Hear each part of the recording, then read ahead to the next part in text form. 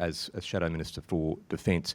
How have these building blocks accumulated for you in your worldview about Australian security?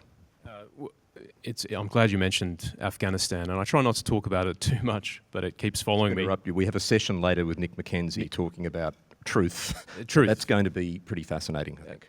Very, very important. I suppose being at the pointy end of Australian defence and foreign policy and experiencing all the contradictions of that policy in a tactical setting as the ground force commander, where I literally had Afghan partner force trying to murder prisoners, and then having to come to a decision about how to deal with them whilst they're armed with AK-47s in the context of green on blue murders of our own troops. So you really start to feel the weight of things, and that motivated me to come to Canberra, because I thought, well, I can't just complain about these things in the officers' mess. If I want to make a difference, I should do something. So I came back and immediately joined the Liberal Party after my 2013 tour.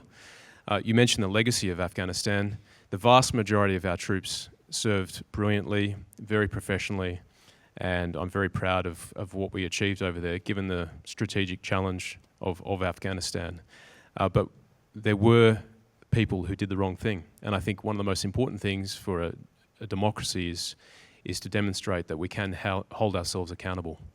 And I think we led the world with the Brereton Report, and it's been a long, tough process.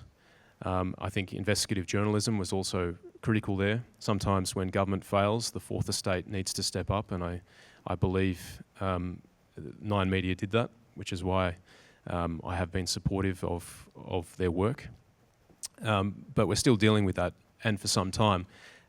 Yet I think the challenge for us is, as we pivot into great power competition, to close that off and to reconcile some of the things that we need to reconcile, but at the same time get the Defence Force ready. That's the challenge for people like me and others serving in government like Richard Marles.